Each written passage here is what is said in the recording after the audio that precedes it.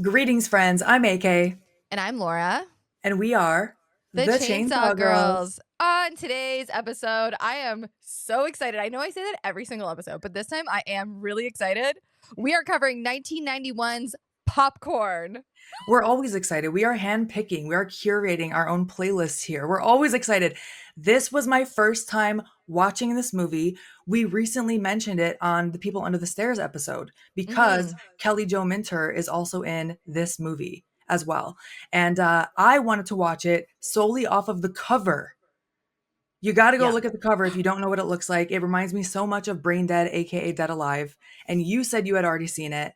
You said it's a great Yes. movie, so I was like, hell yeah, let's do it. Yes, I was so excited because the very first time that I saw Popcorn, I remember being like, "Oh my god, this is such a hidden gem." Like, has anyone seen this? Can I talk to anyone about this? Because it was like such a fun one, right? The cover you're talking about, I have the Blu-ray here, but the cover that you're talking about, if you're watching on YouTube, you can see it. It's on the DVD, and then the Blu-ray has it's a little different. It has like our killer on the cover, which I think is still pretty cool. That's really cool. I love that you Mhm. have that. Yes. I wish I had the funds to get like the special edition, collector's edition, like 4K Blu-ray of every single movie that we cover. Oh, That's I my know. And future goal. this was actually a gift from a fan. His name's Andy. He's amazing. And he actually gifted Amazing. this to me. Yeah. And it just so happened that I received it like a week before we decided we were going to cover this. So it worked Oh, out hell yeah. perfectly. Popcorn was written by Mitchell Smith and Alan Ormsby, and it was directed by Mark Harrier and Alan Ormsby. Now we'll get into that a little bit because there's some tea surrounding why there's two directors, Yeah. right? Also, two Uh, lead actresses. Yes, exactly. There's a lot of tea. There's a lot of things we got to get into. It also had a budget of 9 million, and it only grossed $4,656,759, which Very is specific not number. very specific, not hitting budget, which kind of stinks because it's such a fun movie. Yeah, but of course, like a lot of the movies that we cover, where that happens, it became a cult classic afterwards. Yes, absolutely. Shall I read IMDb? Yes, please do. A master of disguise deranged killer begins killing off the college students who are organizing a horror movie marathon in an abandoned theater. Yes. Straight to the point. Yes, that is what happened. Do you have any fun facts you want to get into before, or should we save it for throughout the episode and the end? I mean, I think the only thing that we should maybe just touch on just a little bit is that there are two directors. Yeah. Because that was confusing for me. When I was like doing the research, I kept seeing different names and I went, hold on a second. Yeah, I had questions about some of the plot in this movie. And when I found out that there were two directors, I was like, okay, this answers my question. I think that's probably why some things didn't quite add up that we'll get to. So, okay, before we dive in, I think it's like we should maybe just touch on the fact that there are two different directors. Yeah. The original director, Alan Ormsby, was replaced kind of not halfway through, but at least he was replaced after he made the first three of those, like, not the first three, those three little movies that are in the movie. Yes, there are movies within this movie. I think what I Yes. saw was that the lead actress and the director were replaced almost simultaneously, and it was Yes. after 3 weeks of shooting. Okay, yes. And apparently they, and I'm saying they because I don't know exactly who they are, but felt as though Alan was taking too long and took too long filming the films within the films. And Interesting. that was a big issue for them. And meanwhile, the cast talk about how excited they are and they were to work with Alan because of how detail oriented he was with those films. And Aw. then he got replaced, and then the lead actress got replaced at the same time. And Alan was replaced with Mark Harrier. Yes. And I saw something. Well, I don't want to speculate. I don't know why. I didn't see exactly why the lead actress was also replaced. So I don't know if the director and actress were connected somehow. I don't want to speculate. But I know that the Right. actress who plays Maggie, the second Maggie, I guess I should say, Jill Sholin, she talks about in the DVD extras how, sometimes actors are replaced and it doesn't mean that they weren't doing good work. And sometimes that's just how it is in acting. And I thought that was really nice of her to say because otherwise, there's just speculation as to why the first actress was replaced. Yeah, I thought she was very, it was very like a classy answer. I felt like it was a great answer. Yeah, And another like little small thing, I love the tea, right? Like I love when of there's course. like some tea associated with a set, right? I'm like, ooh, let's hear about it. Okay. So originally, Bob Clark, who directed Black Christmas, was offered to direct Popcorn and he passed on it. Okay. He suggested Alan Ormsby as the director. Apparently, he was also a silent producer, and I guess he had a kind of a hand in filming, Okay. right? Okay, but Mark Harrier straight up says, nah, that ain't true. He did not, Bob Clark did not help direct. And then, and this is all in the extras, okay? This is in the Yes. Blu-ray extras. Another one of the cast said, oh no, yeah, Bob was very hands-on. So it was just interesting to hear like one person say, oh no, Bob Clark was very hands-on. And then for the director to be like, no, he was not. So I'm guessing maybe he was hands-on when Alan was the director and not when Mark was there. No, I don't know. No, because it was I can't remember which one of the casts we're talking about it off the top of my head. I can't recall. But it was just, it's interesting to hear the tea and the dynamics because clearly it was not, when the director was replaced, it was obviously not something that was an easy transition. It didn't sound Yes. like. Also, Mark Harrier, he was giving all the tea in the DVD extras. Oh, Like this huge. DVD commentary is good. Yes, I agree with you 100%. I was like, damn, okay, I was not expecting this. Yes, he seems like he's being very open and honest about his true feelings about things, and I was like, Mm. "Okay, I'm here for it. Let's go." I am sat. Tell me all about it. Yes. All right, should we dive into the play-by-play? Yes, let's do it. All right. So, we start off like the credits, there's not even credits actually in this movie. It just starts off with the title card like popcorn, boom. All right. We see a girl in bed dreaming. This is Maggie, Jill Sholin, and she's seeing flashes of her younger self, some creepy guy. It's a bad dream, and we don't know what's going on yet. She doesn't know what's going on yet. But this man is yelling Sarah. We're going to find out her name is not Sarah, it's Maggie. Mm-hmm. Also, Jill Sholin talks about how this was the first scene she actually shot, Mm-hmm. and that because she got the last minute call to come replace the actress here, the lead role, she had to hop on a plane. It was like 4 p.m. that day. She had to hop on a plane the next morning. She was on no sleep. We're going to find out this was shot. I don't know if it was mostly shot in Jamaica or completely shot in Jamaica. I think it was completely shot in Jamaica. Completely shot there. And she had to hop on a plane to Jamaica the next morning. So she actually fell asleep during this scene. And they had to wake her up because she was on no sleep. My gosh. At least it was a scene where you were allowed to be sleeping. Right. She's like, I'm just gonna get some rest in now so I can do my other scenes. Yeah. So this creepy guy in her dream, with a ponytail, by the way, is raising this wavy bladed sword and saying, Sarah. I actually looked up what that sword was called. Mm, And it's a lot of different things. There's wavy blade, I believe it or like not. that. I like that. That's just to the point. Right. I think that's the easiest way to describe it. Undulating blade, Uh-oh. flamberge, I think it's called, or Chris. Flamberge. Kris, Chris sword. I just thought that was interesting. A Comes Chris from a lot of sword. different cultures, so I didn't go too far down in the rabbit hole on that one. But Maggie wakes up and starts recording a voice note on this tape recorder about her dream. And she's saying that this is the same dream she's been having. Mm-hmm. Yeah, it definitely like is one of those things. She like wakes up, grabs her recorder, and just starts, basically recounting her dream. Right? Yeah, sometimes I do that not with a voice note, but on my notepad. I'll write down So my do dream. I do the same thing. Yeah, I like roll over and I'll just start typing it out. Yes. Yeah, because you're gonna forget it in 10 minutes. No, exactly. So we go downstairs and we're introduced to Suzanne. This is Mom, played by the amazing Dee Wallace. Yes, Dee Wallace was in E.T., The Howling, which we still need to cover. We almost did. Cujo, The Hills Have Eyes, Critters, 3 from Hell, where I almost didn't even recognize her, and so many more. She's amazing. Yes. So she picks up. Sorry. Yes. So she picks up the phone. Phone's ringing, right? She picks it up. First, it sounds like a prank call.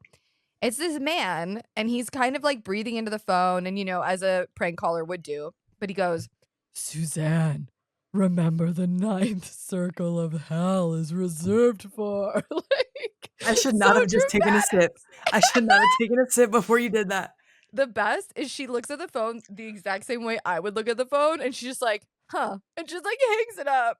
Yes, I wrote in all caps. She just shrugs it off. Like, huh. Yes. Like, she like, I mean, listen, okay, out of context, I feel like I would probably do the same thing. Like, I would just be like, whatever, you fucking weirdo. But because she knows the lore, I was like, girl, I feel like you could sell it a little bit. Right. She does eventually, but maybe this time she didn't really hear what he was saying because I had to rewind it once to catch what he was saying. It's like, actually, sir, could you just speak up a little bit? I didn't catch that. Yeah. So Maggie comes downstairs at this point. She's still talking to her tape recorder. She's taking notes on the dreams because she wants to turn it into a movie. I was like, Mhm. okay, hustler. Mhm. Suzanne hears her mention Sarah and she goes, "Why did you choose to name your character Sarah?" And Maggie's like, "I don't know." And Suzanne is like, "Oh, you're having more dreams, huh?" So she knows about the dreams. Mhm. And now we cut to Maggie driving to college. She's going to the University of California, and the music is dropping me right into 1991. Oh, big time. Okay, can we just talk about this scene because it cracked me the fuck up. I even remember when I first saw this movie, I was like, what is this character Mark? Like With Mark, the way that Mark is introduced. So Maggie gets to school, okay? And she's walking through the courtyard, and here comes Mark running up on her. He's played by literally. Garrick Rydell. Literally runs up on her and just starts making out with her and tries to convince her on the spot to come back to his apartment or his house and bone.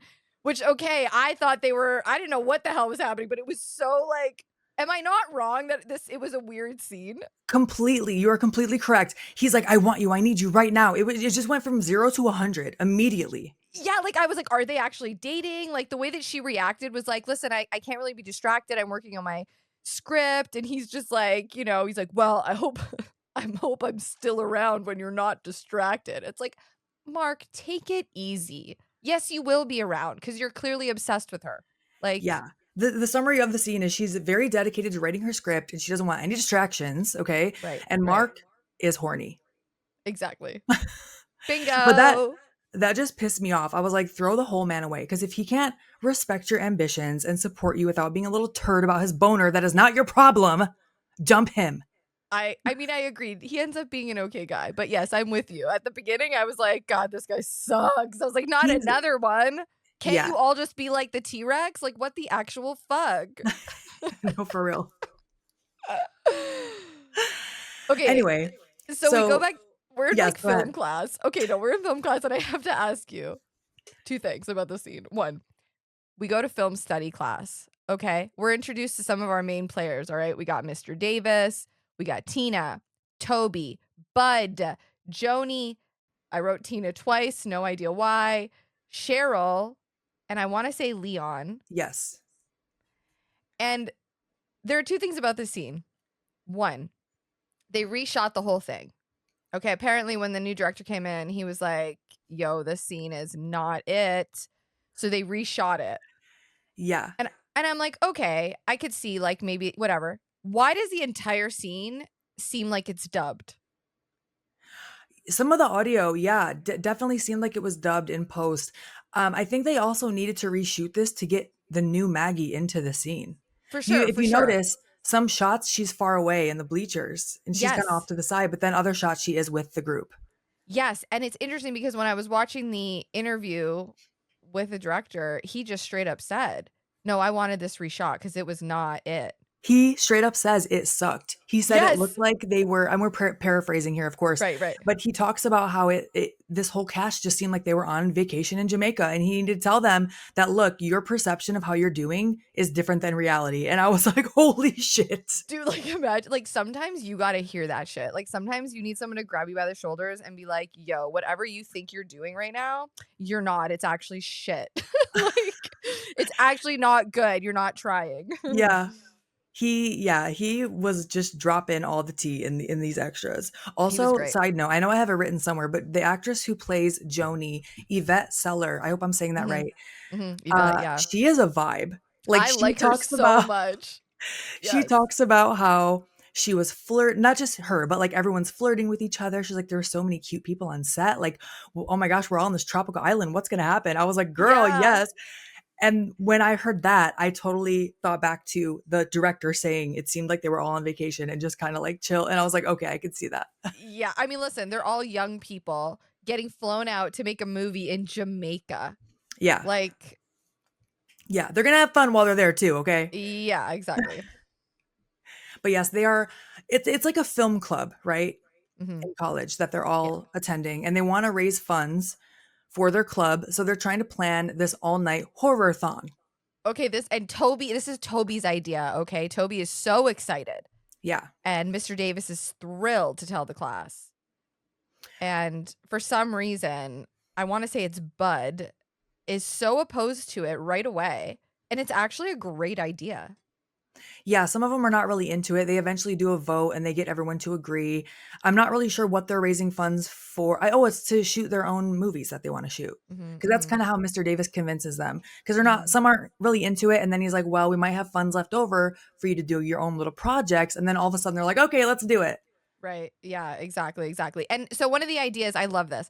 So their idea is they're going to do this all night movie marathon at an old theater. They're going to like refurbish up this theater. And it's going to be like, well, we talked about this in another episode with William Castle, but they're going to do like a bunch of gags. We talked about William Castle recently in the Black Phone episode when we went down a Tingler rabbit hole, and also in the 13 Ghosts episode, because William Castle directed the original 13 Ghosts.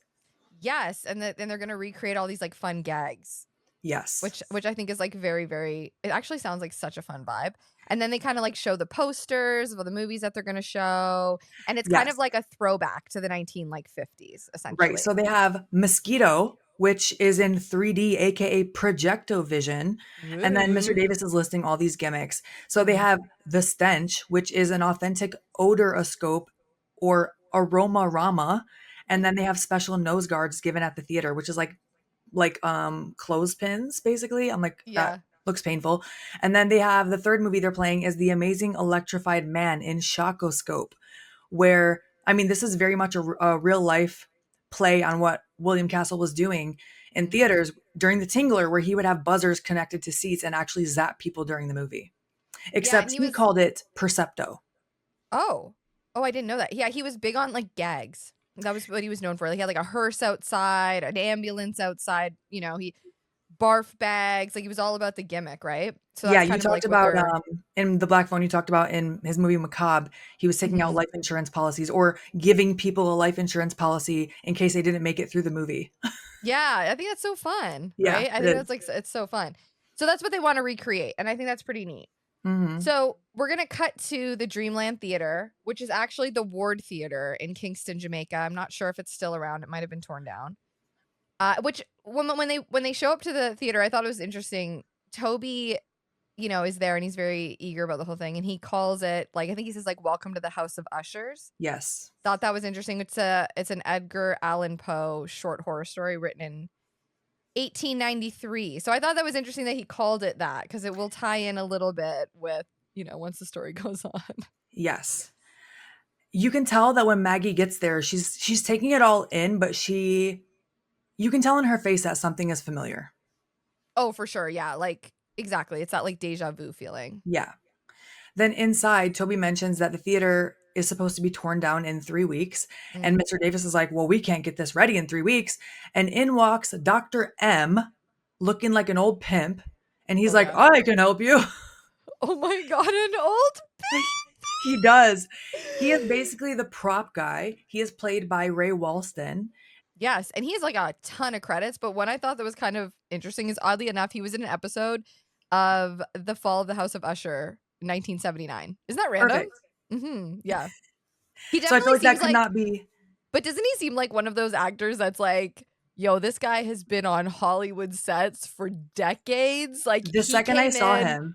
right? The second he walks in, it's like a vibe. Like, he has seen it all. He has done it all. He is there. He's doing his scene. Yeah. Don't talk to me in between scenes, all right? Don't talk to me. Just let's just get it done. Like that's the vibe. I don't know if he's actually like that, but even the Right. director, I don't know if it was the director, but somebody in that documentary made mention that he might have not been, the nicest dude or the most friendly. I think it was one of the actors said he was a little grouchy at Grouchy. times. Yeah, grouchy, grouchy. You know what? He's been through it all, okay? He's seen it. He's seen some shit. But Dr. M in the movie, he's basically the prop guy. Like he has all the gimmicks that they're going to need. He owns Dr. M's movie memorabilia shop, okay? And now we're getting a good old-fashioned montage. Oh, I love a montage, baby. And can we just talk about this fucking movie, Saturday Night at the Movies? Dude, this song has been playing in my head nonstop over and over and over. This is a cover. Originally was done by the Drifters, but it's covered here by Ozzy D and Stevie G. You guys, what a cover, because my God, it will not stop playing in my head. Yes, they are setting up all their gimmicks during this montage. They're doing a live cast of one of the guys' heads. Like that's What? very involved because it's Yeah. like that extremely intricate is what I'm trying to say, work. Mm-hmm. And then everything else looks like Party City Halloween decorations. There's like a Yeah. huge contrast between what they're doing. I know, it's kind of Okay, funny. but the song, before I looked into anything and I'm just watching this movie just as a fan, right? Mm-hmm. I was like, this song feels so out of place because I didn't know that it was filmed in Jamaica. And it's the same feeling that I had during Day of the Dead, where I Okay, was like, okay. why is it suddenly tropical? Dude, okay, so when I first watched this movie, I had the exact that's okay. Remember when we first started talking about covering this and I said, "Oh my God, I can't wait till we talk about popcorn," because I went down such a rabbit hole. The Yeah, first time I saw it, I was like, there are things in this movie that I'm trying to connect the dots on and I'm struggling to. yeah. And that's when I went down the rabbit hole and I was like, okay, so it makes sense why there is like I don't know if like tropical vibe, but It's there's like like reggae. reggae, yeah, Yeah, exactly. And so I was wondering, and then yeah, obviously it turns out. I guess at that time they were trying to build Jamaica up, I think, as a film destination or yes. filming destination at the time. Yeah, I don't they know do if talk about that in the extras. yeah, I don't know if what happened with that, but at the time that seems to be what they were doing. Yeah, but in this movie, there's nothing that tells you this is in Jamaica. Nothing. I mean, the majority of the movie is interior shots. Yeah, yeah. So when we get to the band later too, I was like, okay, something is Oh, going on, but I the don't band, understand. the band. I was like, okay. Not even that it was just like the music. It was just so random that all of a sudden they started playing music during the movie-a-thon. Oh yeah, that too. I was like, what? Anyways. So they're testing the buzzers in the seats during this montage. Joni and Leon are going over the different scents that they're going to use for smell-o-vision or whatever, and they choose locker room and dead dog. Ew, I was like, that can't okay. smell good. They find an old film in one of the boxes at the venue, and they're like, oh, we should watch it. Let's run it. And it's this Oh, bizarre, it's Toby who finds the old right? film. That is very important. Toby is like, oh, I what do you know, guys? Can we also say, first of all, the name Toby is very cute. That is my dog's name. However, this type of Toby, can I describe Toby a little bit? Because we haven't yet. Yes. So Toby's quite tall. I love that that's your first note. Okay, he's tall. But he comes across as someone that is very non-threatening. Like he's very kind of like, I'm Toby and I've got ideas and this is Dr. M and he's coming with all the cool gags. Like he just comes across as like you can trust him. Yeah, he has like golden retriever energy. Huge like massive Yeah.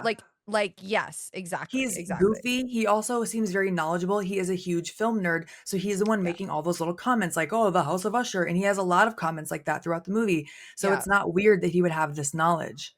No, exactly. So that's kind of Toby in a nutshell. Yeah.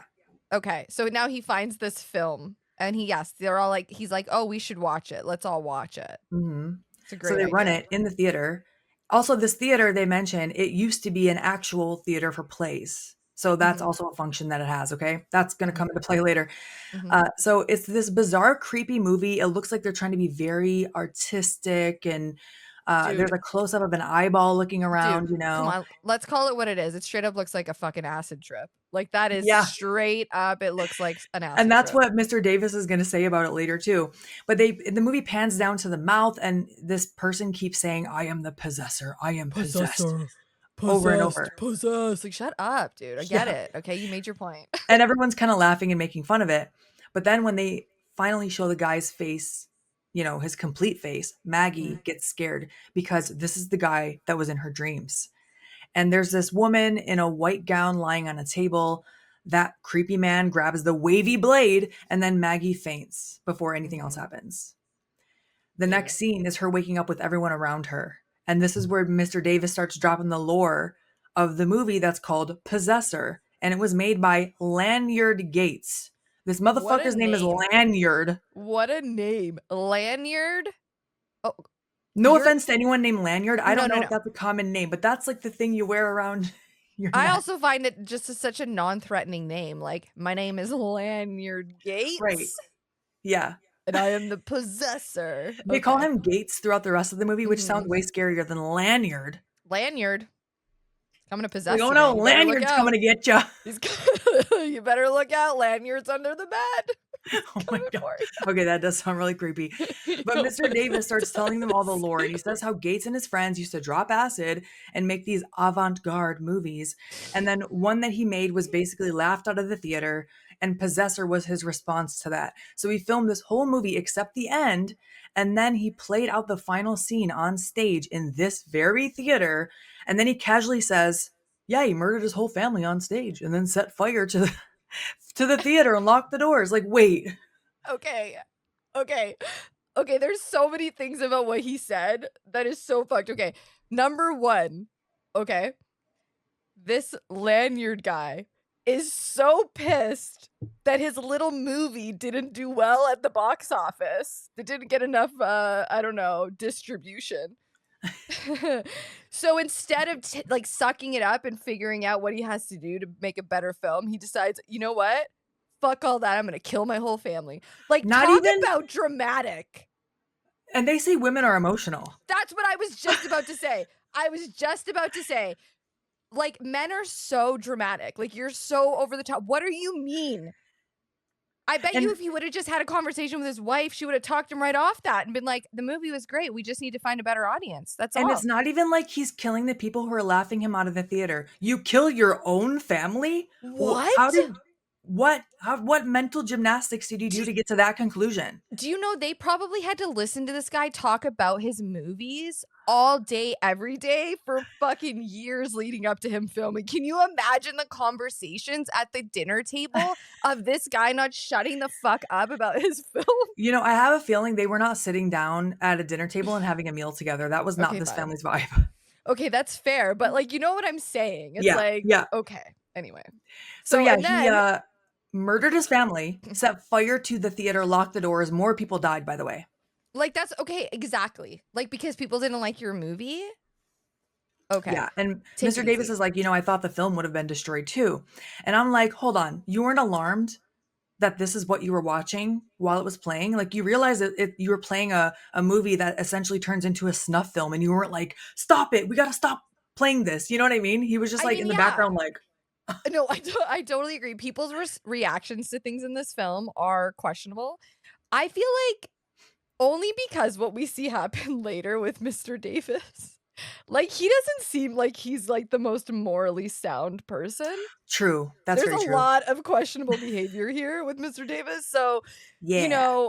I don't know. I think he might have been in on he obviously drank a little bit of this Kool-Aid too, right? This Yeah. Lanyard Kool-Aid. So It makes me sad too because I liked him. I did think he was like an affable character. Is that the word I'm looking same. for? I Yeah, don't know. But I liked him too.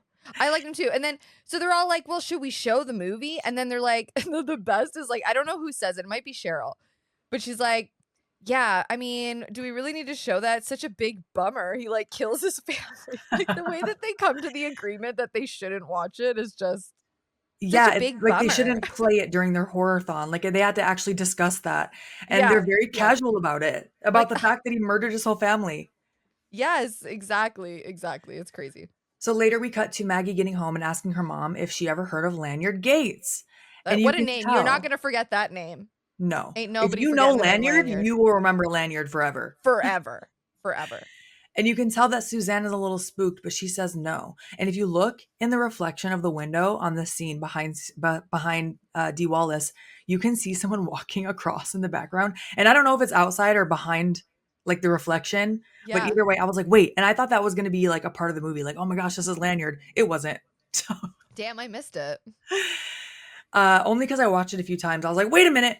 But Maggie starts telling her about Possessor and how she thinks that this is the man that she's been dreaming about. And her mom is like, look, I want you to quit this festival. Let's just go away together on a trip. That's not suspicious at all.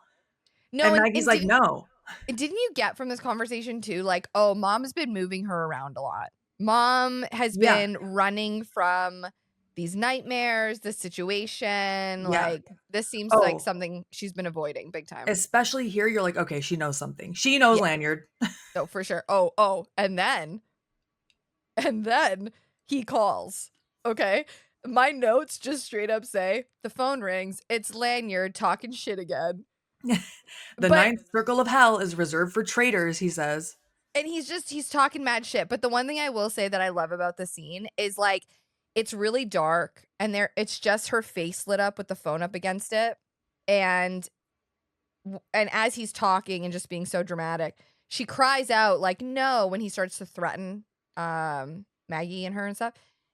And it's a really, really great visual. Yeah, Dee Wallace is fantastic. The way she screams Yes. no, it's like a blood Oh, curdling scream out of nowhere. It's a yes. very contrast reaction to what she had earlier, but maybe it's just because now I'm going to assume now she can hear him more clearly. And he's also saying things like, I am the possessed. I want her. I want her. And that's probably why she's like, no, Yes. you And can harass also, me, but you cannot harass Maggie. don't touch my fucking daughter. No, for Right. sure. And also, so Dee Wallace at the time had just had a baby. So she's a new mother breastfeeding, uh, and obviously brought her baby with her. So this shoot was pretty challenging for her, Yeah. like being a new mom. But she did say that her and Jill, who plays Maggie, had great chemistry, great relationship, and all of that. But yeah, I think it might have been a bit of a tough shoot for her being a new mom. Yeah, there's another interview she did on YouTube that I'll link in the show notes, where she talks about how, she was known as being blonde throughout a lot of her career. And she says she has brown hair in this movie because she just recently had a baby and was breastfeeding. And I thought that was interesting because I'm not sure, I don't have a baby, I don't know. But I think that is more of like an old wives' tale or like an older myth that people used Mm. to believe that you couldn't dye your hair during that Oh. time. I'm not saying you should, but I just found that interesting that um, she's like, yeah, I couldn't be blonde, sorry. Mm. Yeah. Had to go with the natural hair color in this one. She also talks about how this was shot in an actual abandoned theater. You mentioned the Ward Theater in Jamaica. And she says that she saw it before shooting and that people had been camping out in there. And she says the smell could have killed you. And Yeah, she was like, like you're going to clean this before we shoot in here, right? And they're like, yes, don't worry about it. like she said, she said it was like pretty gross. Like squatters had lived there, and even after they cleaned it, it still smelled Yeah. horrific in there. Yeah. So they're really getting their smell-o-vision on in there. Oh yeah, So she's in front of this theater now because not a he good says idea, something girl. about, Not a good idea. But yo, when she pulls her handgun out, I went, oh my, okay, girl. Okay, we she's can't. At not least we're stupid. packing. She's That's risky, right. but she's not stupid. She Because ain't on the phone, stupid. the last thing he said was, I'm in Dreamland. Something about let's talk, I'm in Dreamland, which I thought he meant in Maggie's dreams. But no, Mhm. the theater in the movie is called the Dreamland Theater. Right. So when she shows up, she pulls out the blammer, okay? Hell yes. Get it, girl. She is approaching the front door, gun drawn. The letters start flying off the marquee at her. And then all of a sudden it shows up Possessor instead Yes. of the Oh, name of the movie. those letters like fly at her, man. Okay, so this is the part I didn't think about this again until after I was done with my notes. Oh, you mean how did that happen? If this was literally like a man behind everything? Yes. So Yes. I'm like, okay, at this time, I'm like, it's Lanyard and he's a No. ghost in this building. I'm going to tell you right now, that's not what happens. There's nothing else supernatural that happens throughout this movie, just this part with Suzanne. So I was like, wait. And finding out that there were two directors, that could Mm. explain why there are a little two slightly different visions going on here. Yeah, I don't I felt the exact same way actually every time like the last two times I watched it I was like, "Wait a second." Because at first I didn't really pay attention to that. I didn't even think about it. Yeah, because you think it's gonna come back in the end and it's gonna be explained why there's supernatural shit happening. Yeah, and also I kind of like forgot that happened. Me Like too. I kind of right, and then I remember when I rewatched and I was doing the notes. It's literally what I said in my notes. The same thing. I was like, wait, how is this even happening? Right. So yeah, it says possessor on the marquee now, Mm. and a ticket comes out at the booth automatically. She takes it, the door opens automatically. Okay, so supernatural. Okay, She okay. The only thing that I can say is that Toby was so into all these fucking gags. Like, he seems one, like he's a lot of time on his hands. Two, he's very crafty. So I don't yeah, know. Maybe he came up with all these gags to do all this. Who knows? all of that, I would say yes. Like, okay, he rigged the booth for the ticket to come out, for the door to open. He has things on strings. Yeah. That could all be explained away, except possessor just appearing on the marquee because it's not like Agreed. in lights. It's like it looks like a phantom. I don't know. Yeah. Anyway, Hmm. she goes in and you hear a voice talking, and it's Lanyard Gates saying, well, it sounds like Lanyard Gates saying 15 years in the making. She's like, no, Lanyard, like, I'll do it. She has her gun drawn. He's like, goodbye, Suzanne, because he's also playing that one of the scenes in Possessor where his head, it looks like it's on a plate.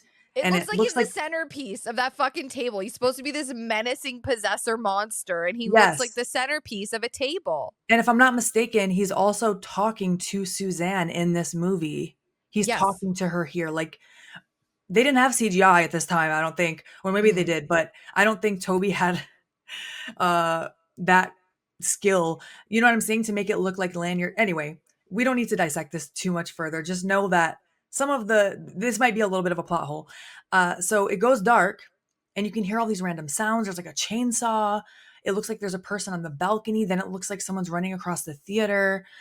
Someone starts walking toward her. She blasts this motherfucker. Like pew, pew, pew. Oh, Okay. dude, yes, yes. She starts crying. These arms rip through the wall that she's leaning against, grab her and pull her in. And then we get a closer shot of the thing she just shot, and it looks like it was a prop, and it's just sitting down. It looks like kind of like a zombie prop that was Yeah, walking toward her, but is now just sitting. That's that yeah, scene. yeah. And even that does not really Exactly. make any fucking sense at all. But at the time, I'm like, okay, like I didn't think anything of it because yeah, Yes. sure they're gonna explain it. It's Lanyard and he's a ghost. Mm, No, no. but they could have made a part 2 and explained that if they wanted to and be like, "Yeah, he was a ghost and he was helping." Oh, agreed, agreed. You This know is what I like mean? he was like tagging in and I was his partner. Yeah. But anyway, the next morning, Maggie wakes up to find a note from her mom, allegedly, and it just says, "Tonight's the night. Love ya, Mom." And Maggie looks a little bit disappointed.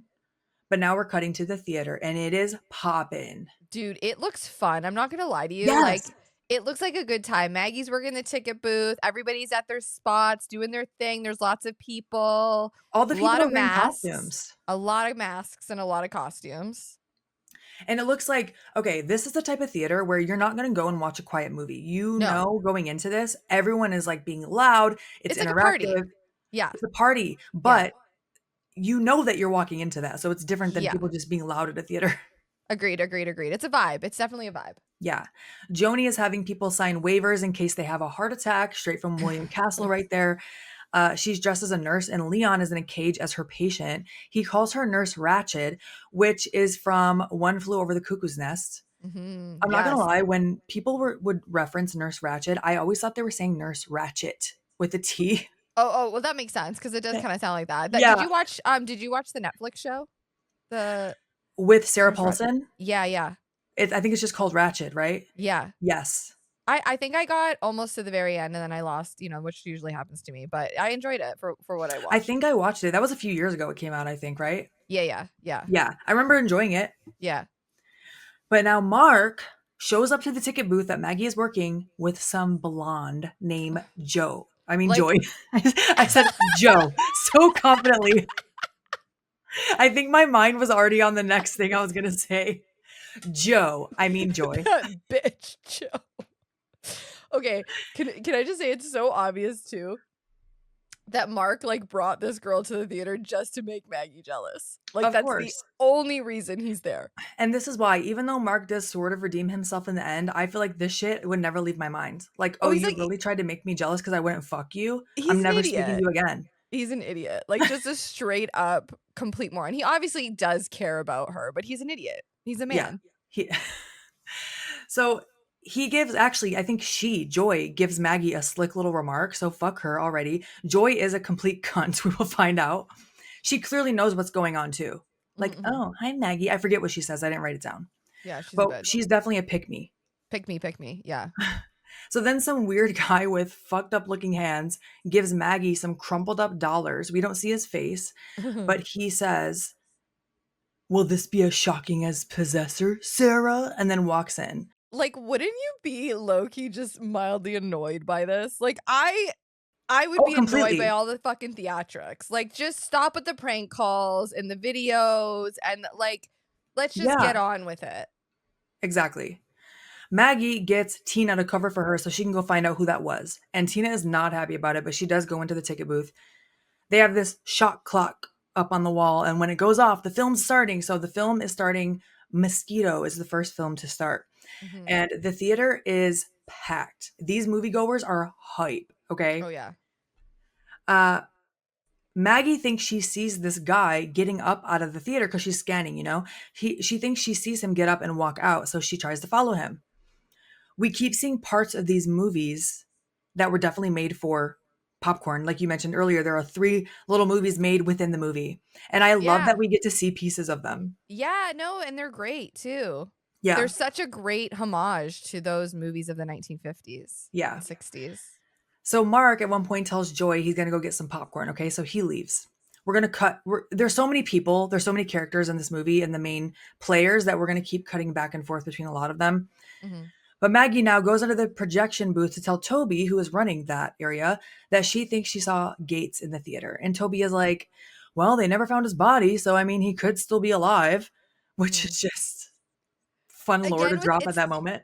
and it's that energy, right? It's that, like, golden retriever, like, "Well, anything's possible, maybe." Yes, and know-it-all energy. Like not know-it-all in an obnoxious way, but he just really does have this knowledge about so many fun facts. Like he's Yeah, a fun for sure. facts kind of guy. Yeah, yeah, yeah, absolutely. So Maggie is like, "Oh my gosh, this would make a great movie. We got to find this guy." And she's actually more excited in this point than scared. Mhm. And Toby's like, "Well, maybe we should call the police." Great cover, Okay, Toby. but this is funny. Her response, like, she's just kind of like, "Oh, yeah, sure, let's call the police," and then she, like, goes off about the ridiculousness of what it is. Like, "Yeah, Yeah. that this guy in this movie that I saw where blah, blah, blah, blah, blah, blah." Like, I just liked the dialogue there. I thought that was, Yeah. like, very funny and very, Yeah, like, cuz yeah, it's true. and yeah, It's, she's like, kinda correct. meta, right? Like, I felt like this film was meta in a lot of ways, and it kinda comes out here for Yeah, sure. I agree. So Mhm. Toby's like, "You know what? I'll go take a look. Maggie, you got to watch the booth, okay?" So now we see a little bit of Mosquito, and it looks like an old black and white movie. When they show the mosquito, it looks like this giant, prop on a wire flying Mhm. through the air type thing. It's meant to be cheesy, and the audience is laughing and cheering and throwing popcorn at the screen and shit. When the guy in Mosquito gets his brain sucked out by the giant mosquito, I Yeah. love the effect so much because they use a practical effect, and it just looks like the rubber head is like getting what's the word I'm looking for? Like Raisined, like, yeah, raisin shriveled. raisin, I like that as a verb. You got That's the raisined. best way to describe it. So Joy is now in the theater by herself, she's kind of annoyed, and some giant rando man gets up out of his seat from a few rows back and sits next to her, and it feels so weird in that Mhm, moment, and you mhm. can't really tell how she feels about it Oh, at the this big time. jacked up weirdo that, like, looks like he's, like, 10 years older than her, but also not? Is that the guy Yeah, you're talking about? yeah. Yeah. Yeah, I was, like, so weirded out by him, and she looks, like, weirded out too, but then I guess she's, like, chill about it, like, she's like, Yeah, "Yeah, we cut whatever." back to her later, that she's fine with it, but at the time, I'm like, "What is going on?" Yeah, I was like, "Who's this He really guy?" just saw an empty seat and was like, "Yeah, I'm gonna take that." "Imma sit right here." Okay. Alright. Then we see Maggie in the booth. Someone is approaching her. It's Mark. We just see like his POV, so you don't know who it is, and like they bump heads. Like, how many times does Mark get hit in this film? Okay, it He's ends such up an idiot. becoming yes, it ends up becoming a running gag. Yeah, it's like a bit. He gets But punched in it, the face, he gets knocked out, he gets hit with this, yeah, he falls here, like I was like, okay, I'm with you. It yeah. almost felt out of place at times, but I was like, okay, this is the running gag. Mark is just he's just clumsy and kind of an idiot. Yeah, exactly. He's just an idiot. But in the mosquito movie, I just thought this was so funny. Okay, the two main characters, I just want to say this dialogue because I was dying. The guy asks, like, is there a Mr. whatever her last name is? And she's like, not yet. And then she asks if there's a Mrs. whatever his last name is. And he says, yes. And she looks disappointed. They're like being over the top cheesy in this mosquito Yeah. movie. And she looks disappointed. And he says, she lives in Kansas. She bakes apple pie. I call her mom. And then they lock eyes and start making out. And the crowd's like, whoa. I just thought it was so funny. I Because love that's how that. those I movies are sometimes. just so ridiculous. Yeah. I love And it. cheesy as hell. I love the Oh my cheese. gosh. And then at the end of the mosquito, they start praying to make the mosquito go away. Like it's like the power of God is saving us. It's so Yes. funny. Jesus. Now, Mr. Davis is backstage manning his big finale prop for the movie Mosquito. Mhm. As the climax of the movie happens, he sends this gigantic mosquito prop into the theater on like a zip line or something. Mhm. And someone runs out with a giant can of bug spray. The theater screaming. Everyone is screaming, throwing popcorn. I would feel so bad for anyone who has to clean, which I assume is the film club. Yeah, it's such Like, a just don't throw your disaster. drinks, okay? Yeah, don't throw your drinks. Throw the popcorn, whatever. Don't throw your drinks. So now, however, we see that someone has an additional control to the mosquito, I have turns the dude. mosquito around, Dude, I have so many things to say about this death scene. sends the mosquito back down the zip line directly toward Mr. Davis, impaling him with, at first I wrote the sucker, which, by the way, I never knew this. A mosquito's mouth part is called a proboscis. Never knew that. I was like, I was going to call it a stinger. And I'm like, it's not a stinger. What the fuck is that called? Okay, Proboscis. okay, but like, here's my question to you. Number one, first of all, this death scene is wild. We get a shot of him dead on the ground, like as the climax and the end of the movie, and you hear him going, "It's dead! It's dead!" The people in the movie, like the characters in the movie, are yelling, "It's dead!" And it's just this silent shot of Mr. Davis's dead, fucking bloody body Yeah. on the ground. It's really intense. But yo, why is that prop mosquito? Why does he have a sword? Right. Like, why is it so sharp? Not even just sharp. It shouldn't be firm at all. That should be rubber. Something Rubber, like flexible. it's like it's a legit sword, and the only thing I can think is that Toby modified it True. That's very possible. because it be killing people. I think it kills two people. Yeah, it does. It kills two people. Wild, but I really love how it was filmed. It's like Yeah. it's beautiful. It's a beautiful scene. Yeah, the death scene is I gross. don't know if beautiful is the right word, but I'm saying like it's just artistically. I Yeah. thought it was really neat. I know what you mean. We all know what Thank you mean. you. This also Thanks. happens backstage, so no one sees it happen, okay? And then we see that creepy man from earlier. We just see his hands drag the body away. Also, it looks like he has long silver hair. Whenever we do see him, we just Yeah, don't see his face. there's like a wig on him. It's definitely looking like a gross ass wig. Yeah. Mm-hmm. Then we see some weird fish tanks, okay? We cut to this room. There are floating faces in them, is what it looks like. Mm-hmm. Because we Like, saw them. We saw them right at the beginning at the title when it said popcorn. yes. And it also starts to explain where the cover of this movie comes from. Yeah. So there are some machines that look like they're making masks, and then one comes out that looks just like Mr. Davis. Okay, and I feel like I'm realizing this right now. Mm-hmm, mm-hmm. Tell me. I thought, obviously, we're giving spoilers, okay? We're jumping ahead a little bit on this movie a lot. I thought he was only taking the faces of the people he was killing. But that's not what's happening. He's making prosthetic masks of whoever Yeah. he wants. Yeah. Yes. It's not like Texas Chainsaw where he's wearing skin. Right. He's almost like Tourist Trap a little bit. Like he's almost. Yeah. You know what? Oh my gosh, I really am realizing a lot of this real time. I also was thinking, okay, he is now making a mask of Mr. Davis's face because he has his body. Otherwise, how would he make a cast of it? But then I was thinking of later, he does have a cast of someone's face that he didn't kill yet. But I think that was the person who was getting a live cast made of their face in the montage. It was at 150%. What I know exactly what you're talking about. Yes. Okay. Oh, I love this. Now it's making sense to me. All We're right. connecting dots. I love it. Real time. Yes. So yeah, a face comes out looking like Mr. Davis. And now we cut back to Maggie and Mark in the booth. Maggie is telling, or has already told Mark everything about Gates and her Yes. theory that he might still be alive. And she thinks that he keeps calling her Sarah because, well, that must have been his daughter. Maybe his daughter was named Sarah. Yeah. Yeah, and I like the conversation here between them. It feels very realistic. Like she's I wrote kind the of same dropping the thing. lore, right? Like she's dropping the lore and he's not really buying it. At one point she's just like, "You're really pissing me off." That And I part. was like, "Yes, exactly." Like that is such a real conversation. And the way she said it was so natural. Like I have said that so many times in my life. Like Yes.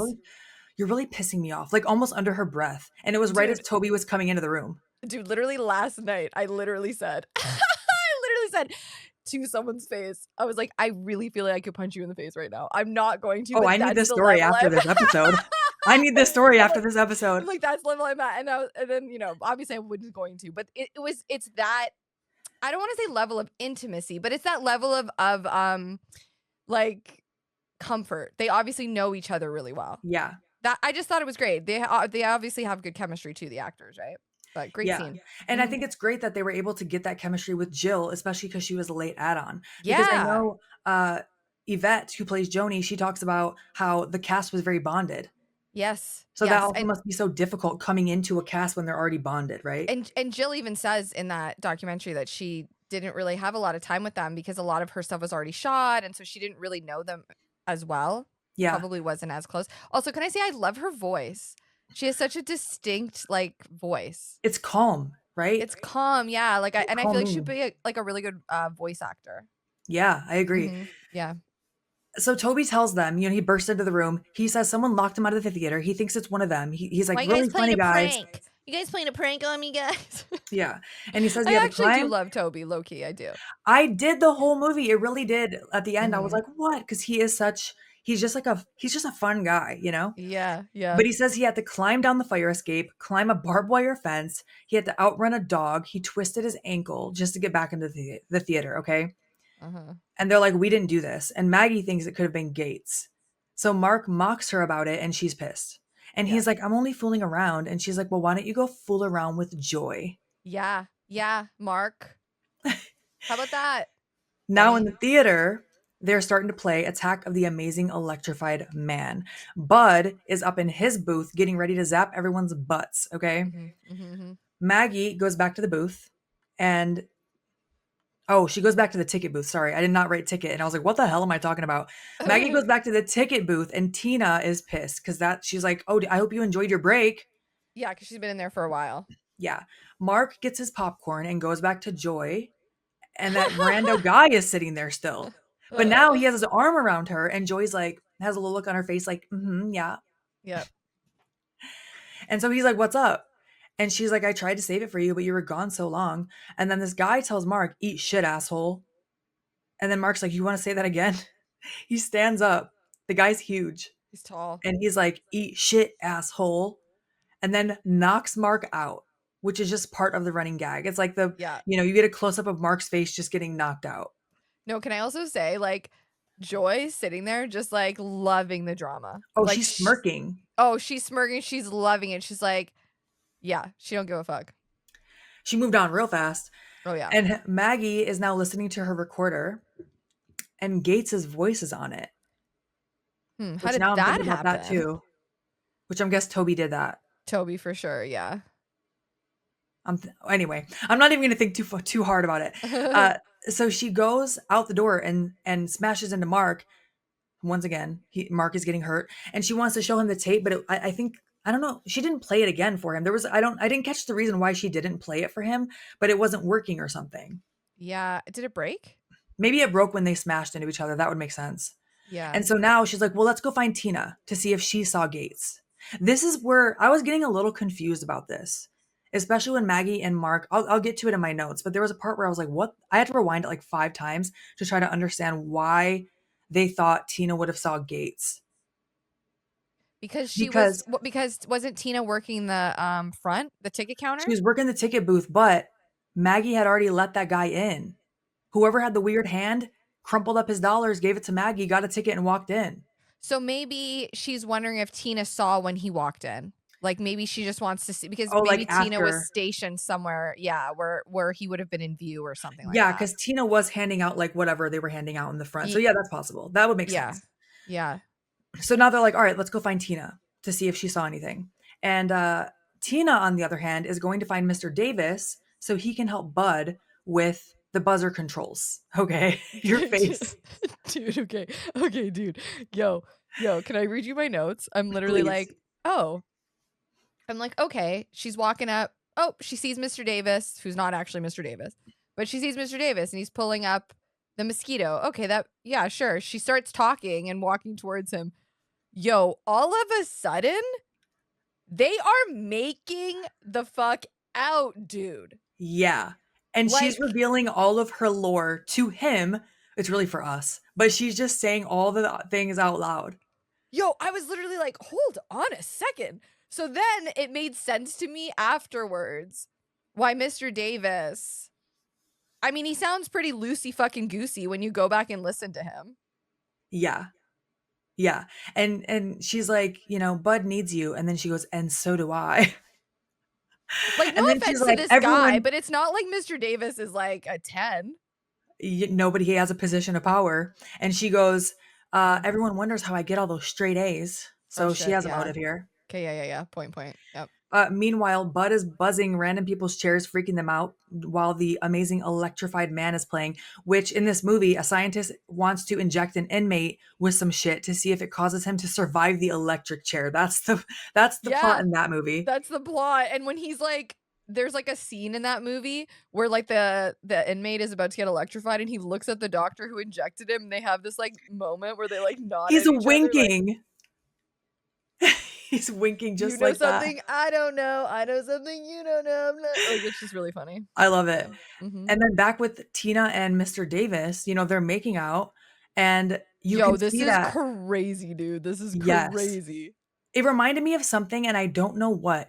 Oh, I know what. It reminds me of Society. That's what It's it reminds society, me of. 1,000 fucking percent, dude. You're bang on with that. You You're can see bang that on. his face is kind of peeling by the jawline, Yo, and he imagine you're also making out with someone. No.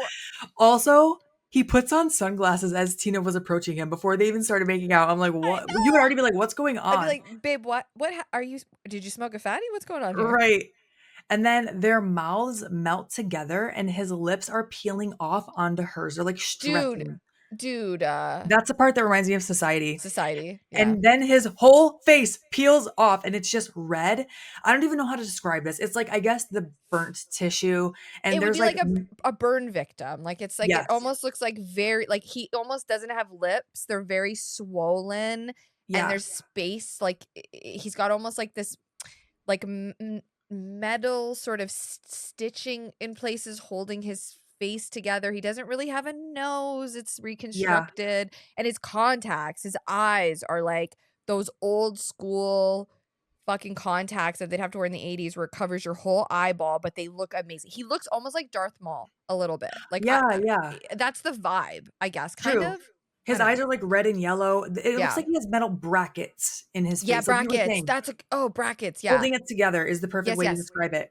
At Yeah. first, I thought it was muscle that was revealed, the red, but now we know like well, we will find out that he's burned. Burned. Burned. Yeah. So yeah, face peels off. That's a little disturbing. His mouth is also melted to hers. Oh. And we don't see what happens after this because we cut to Maggie and Mark finding Tina up there off in the dark. They have a flashlight. It's Yes. dark because she's like kind of behind the screen. Oh my god.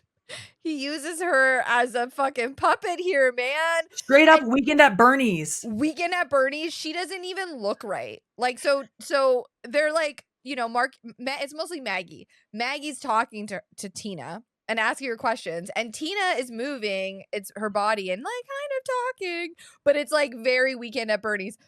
But this kind of goes on and the whatever, they don't really get many answers out of her. She just directs them to go somewhere else. But the best is Mark at the end looks at her and looks at Maggie and goes, Tina should really start eating better. She looks like shit. Yeah. And then even like Toby / the killer or whatever, when he's holding her body, even he looks annoyed by the whole situation. And it was just very Yeah. funny. And then he just like tosses Tina to the side. Okay, so in this scene, I had to rewind it because this is the part that I was getting confused by. Okay. So Tina tells them Mr. Davis went that way. So Maggie and Mark leave. They go into a parking lot. and Mark lets the door shut, so they're locked out. She's mad. But here, Maggie tells Mark that Gates must be disguising himself because Tina just told us that Davis came into the box office. She wouldn't let Gates in unless she thought it was someone else. This is where I was Wait, like, I'm sorry, what? I rewound wait, it like 5 times. what? Hold, Exactly. no, that doesn't make any sense. Wait, say that one more time. And I made sure to write it verbatim because I had to rewind it so many times. Okay, so Maggie says to Mark, Uh-huh. Gates must be disguising himself because Tina just told us Davis came into the box office. She wouldn't let Gates in unless she thought he was someone else. Oh, because she thinks at this point that Davis, Mr. Davis, is Lanyard. Like Right. And she how? That's the part I don't understand. How did she come to this conclusion? Why did I automatically get Charlie Day in front of his like connecting the dots like Yes. post office board? Like I have no idea, dude. I never even thought of that. I thought she just like pieced it together somehow cuz she's This like, I don't has to know. be it has to be because of the swap of the directors and there was like a gap here with continuity or something. Because Yeah. like Tina just told you that she saw Davis. Yeah. Wait. Tina just told you. Hold on. Okay, this is what I wrote. Okay. Allegedly Tina. It wasn't Tina. It was Toby, right? Or Toby. Gates. Yes. Whoever she Toby. thinks Gates is, it's Toby. She's saying, well, Tina just told us that Davis came into the box office. Yeah, but that wasn't Tina anyway. It was Toby. And then somehow Maggie comes to the correct conclusion that Gates, quote unquote, which is Toby, is disguising himself. That's the part I don't understand. How did Okay. she come to that conclusion? However, she's not right anyways. Like, She's not, but she is. It's just not Gates, it's Toby. Sorry, I true, know listeners, you're probably like, what the fuck? But that's how I but feel right now. Lanyard isn't real. I mean, he's not Right, real, but he isn't the culprit at all. And she's still stuck on that this is all being orchestrated by Lanyard.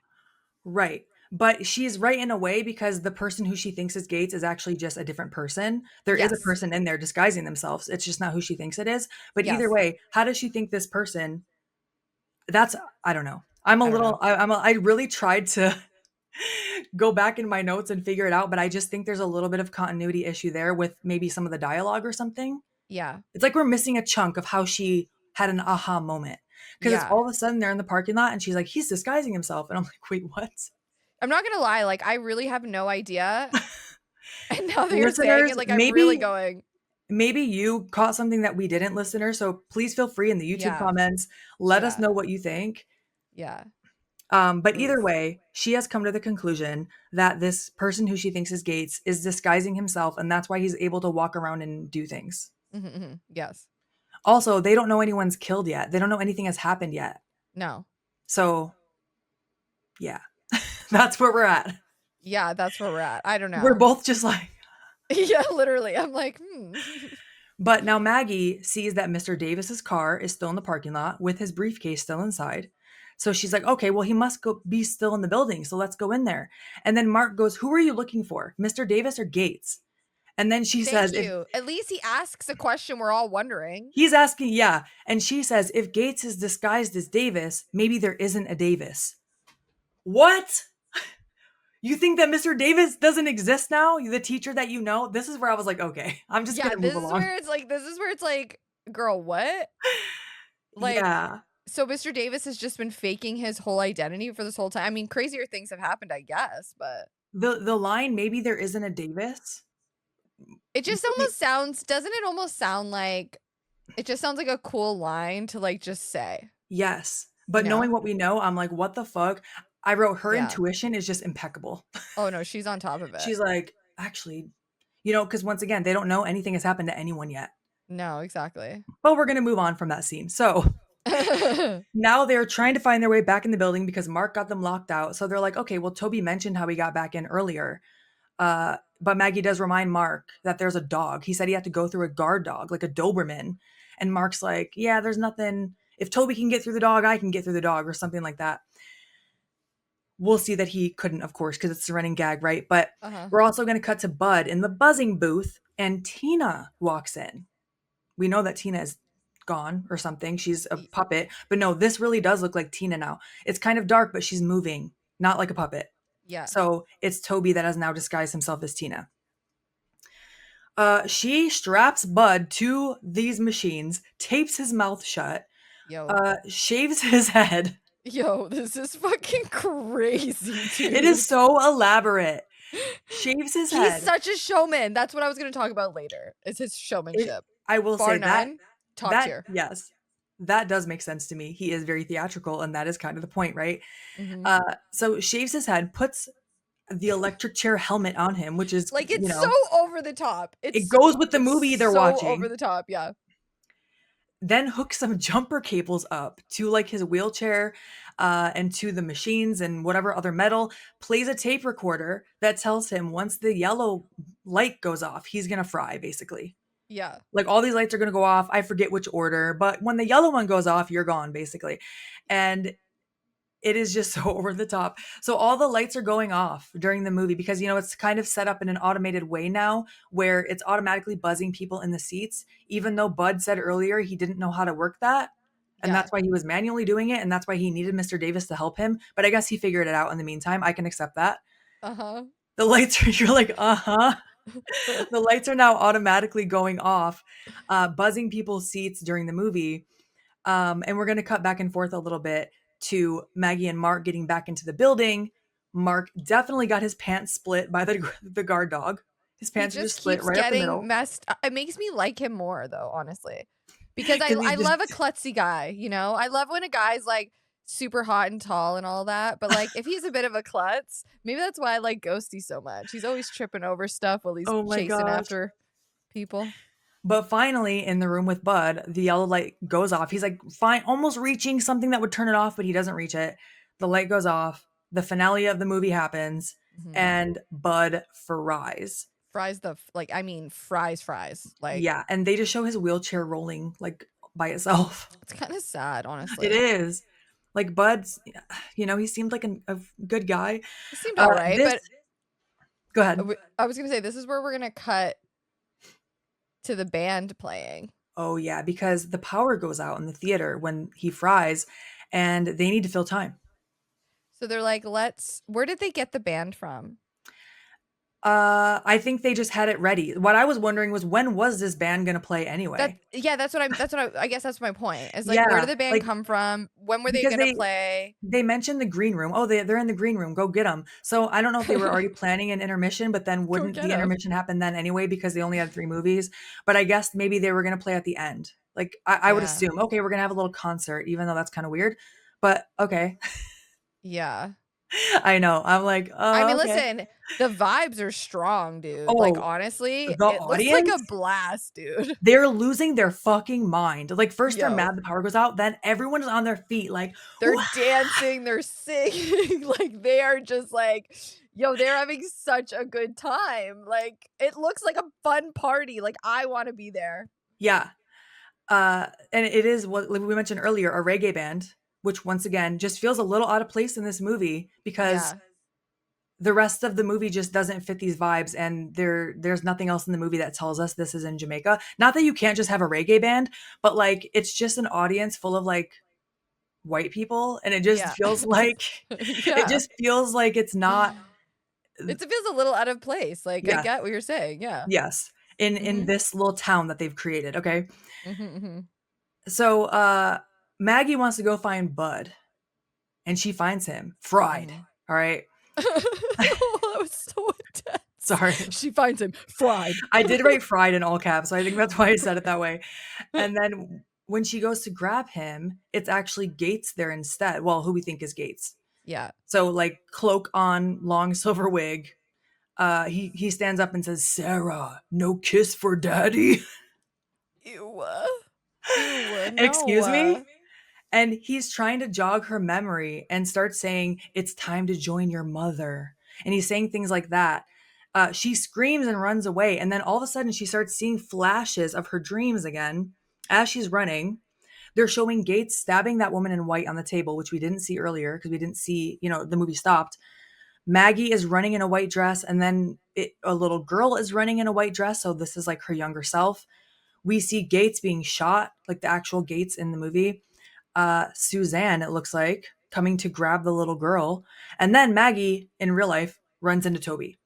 And Mhm. she tells him Gates is trying to kill her. And that all of a sudden, like, this has jogged her memory and she knows it all. Okay. Mhm. It has all Mhm. come to her. She Mhm. remembers that Gates is her father. She remembers the whole thing.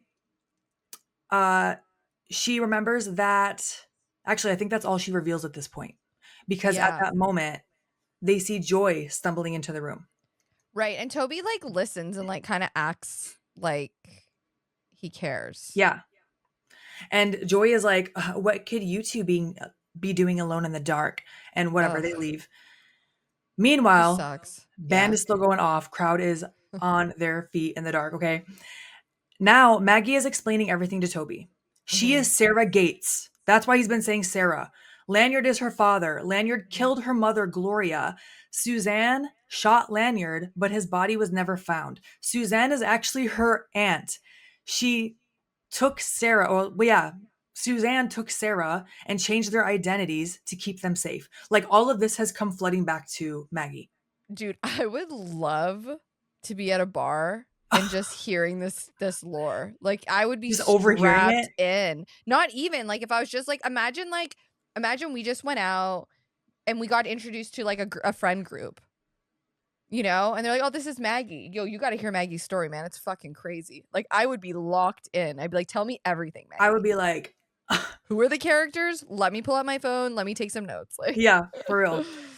Mhm. And so she says that Lanyard is back to finish the film and kill her. So now Maggie and Toby are going to find the breakers. They want to go turn the power on. Toby falls down the stairs, allegedly, when So they're going down to dramatic the basement, again. okay? So like whoopsies. I know, like taking Mark's gimmick over here. Yeah. And then Maggie, she has Oh, her flashlight. She's looking can around. I also pause for 1 second Yes. and say that Toby, when he walks to the stairs, says, "Oops, we're going down the rabbit hole." And I went, "Yeah, He thanks. does. Thanks, Yeah. Toby. Down the motherfucking rabbit hole you go." And then he falls down the fucking rabbit hole. Sure does. But Maggie starts, moving her flashlight around. She sees what looks like Mr. Davis and Tina, but just really quick as she's moving her flashlight around. And Super then she dark. hears, yeah, she hears Sarah. And then Lanyard appears behind her, or so we think, and Mhm. says, "Welcome home." Now we're cutting back to the band who's wrapping up because the power's back on. Boom, boom, boom. They're still having a blast though, man. And The now same they're song starting, feels like it's been playing though, like for a long yes. time. The same And song. I think it's like 3 songs they play total in the Mhm. movie, but I just keep picturing the Saturday Night at the Movies song because I Same. imagine they sing that one too from the Mhm. montage. Yeah. I'm sure. But now they're showing the stench in amazing aroma rama. And we cut to Maggie back in the basement, who now has some weird contraption on her head. And Gates, quote unquote, with his vanity full of all of these faces on mannequins, he's showing Maggie all of the different face swaps. He's showing her how he does it all. Dude, And it took me a moment. his face is like flopping around. Like his skin's Yes. flapping around his head. Yes, he says that it's one of the few advantages of not having a face, and he says it takes him hours each morning to get the perfect Toby down. And so yeah, it's like Toby's face in the center, but the ears and like the side is not glued down or whatever. So They're like he's elephant turning his head, ears. It's like if he has elephant ears, yeah, but it's and the it's sides of his flapping. face. Yeah, it's It's a so neck flap. gross. Whenever I've done Yeah. a bald cap, I can't get the neck down yet. I'm not there, and I always like try to hide my neck flaps on stream. And I always talk about my neck flaps. That's what he has, but it's like face flaps. Face And so flaps. it took me a second to go, oh shit, Toby has this whole time been this guy. Yeah. I thought he just took Toby's face. No, Toby or whoever has been portraying as Toby has been this guy the whole time. Mhm. So he's showing Maggie, the behind the scenes, how he does it all. This is not her father. He tells her Lanyard actually did die in that fire 15 years ago. Mhm. And Toby, was caught in that fire too. And his mother was in Lanyard's film cult or whatever. So she was at the theater with him. His name is Toby, I guess. I think that is his real name. Mhm. Uh, was they were there at the theater that day when Suzanne shot Lanyard, and he says she set fire to the theater. And that Maggie luckily got out, but he and his mother did not. And his mother died, and Toby lost most of the flesh on his body.